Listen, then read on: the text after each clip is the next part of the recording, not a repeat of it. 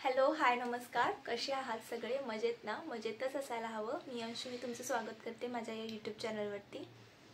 So आज मी तुमच्याशी share करणार आहे माझं 6 मंथ प्रेग्नेन्सी रुटीन। सो माझी सेकंड प्रेग्नेन्सी असल्यामुळे मला बऱ्याच गोष्टी माहिती आहेत की कोणत्या मंथमध्ये काय खाल्लं पाहिजे किंवा काय खाऊ नये, कोणत्या वेळेत काय खाल्लं पाहिजे, ह्या सगळ्या गोष्टी मला माहीत असल्यामुळे मी त्याचं प्रॉपर असं सगळं प्रिपरेशन करूनच मी ह्या सगळ्या गोष्टी करते। सो त्यामुळे हा व्हिडिओ मी पूर्ण माझं सगळं डेली रुटीन मी तुमच्याशी आज शेअर करणार आहे। तर वाट न बघता आपण सुरू करूया।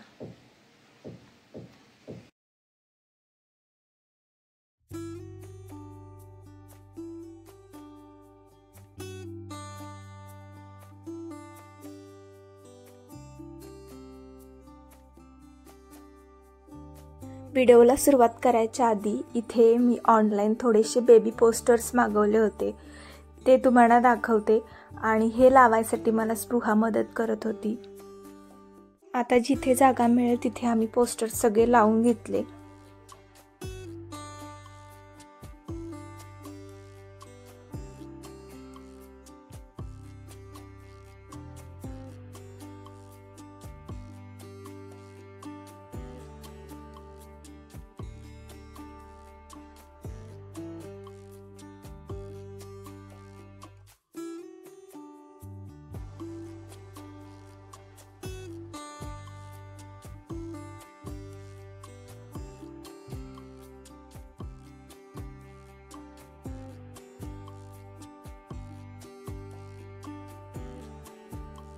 आता 5व्या महिन्यातले रिपोर्ट्स आले होते, सोनोग्राफी वगैरे करून झाली होती आणि रिपोर्ट सगळे नॉर्मल होते। म्हणून म्हटलं थोडंसं व्लॉग बनावावं, म्हणून मी आता हा पहिलाच व्लॉग स्टार्ट करते। तर पहिला सकाळी उठल्या उठल्या मी 1 ग्लास नॉर्मल पाणी पिते, जेणेकरून ॲसिडिटी माझी थोडीशी कमी होईल। आणि मला ही पहिल्यापासूनच सवय आहे की उठल्या उठल्या थोडंसं पाणी प्यायचं।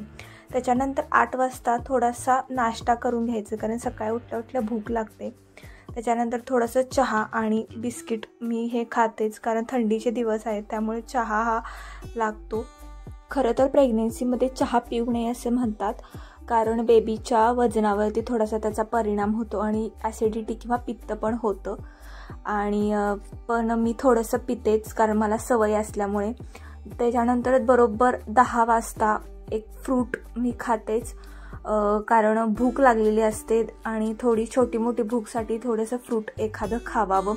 त्याच्यानंतर इथे मी घेतलेलं आहे एक डाळिंब सोलून घेतलेलं आहे आणि काम करत करत ते खाऊ शकते मी। त्याच्यानंतर इथे 2 केळी घेतलेले आहेत, जे घरात कुठलंही फ्रूट अवेलेबल असेल ते मी खाते।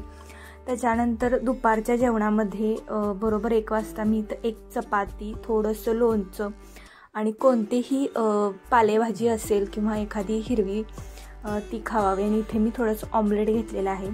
दुपारी थोडंसं मला आंबट खावंसं वाटतं, म्हणून मी थोडीशी चिंच किंवा आवळा घरात मी आणून ठेवलेला आहे, थोडेसे खाते। त्याच्यानंतर दुपारच्या गोळ्या मी अजिबात विसरत नाही, दुपारी 1च गोळी आहे ती खाते। त्याच्यानंतर दुपारी वॉक करते, कारण जे खाल्लेलं असतं ते थोडंसं पचायला थोडंसं मदत होईल म्हणून। आणि दुपारी मी अर्धा 1 तासभर थोडासा वॉक करते आमच्या बाहेरच अंगणामध्ये।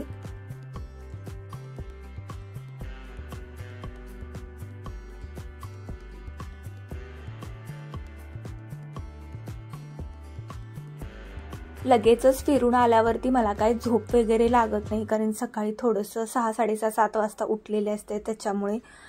आणि दुपारी इथे थोडंसं वाचन करायची सवय आहे, त्यामुळे इथे मी थोडेसे धार्मिक पुस्तकं गोळा केलेले आहेत। त्यातलं हे पहिलं पुस्तक आहे श्री हरी विजय कथासार, आणि ह्याच्यामध्ये जे आहे ना ते पूर्ण कृष्णाचा जन्म कसा झाला, परत त्याची सगळी रासलीला, परत बाललीला, ह्या सगळ्या गोष्टी त्याच्यामध्ये अगदी अतुंबूत आहेत आणि खूप मज्जा येते वाचायला।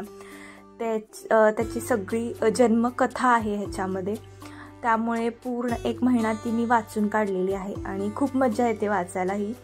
आणि ही तुम्ही पण कधी वाचली असेल तर मला नक्की कमेंटमध्ये सांगा। आणि प्रेग्नेन्सीमधलं हे पहिलं बुक आहे मी जे वाचायला घेतलेलं आहे ते।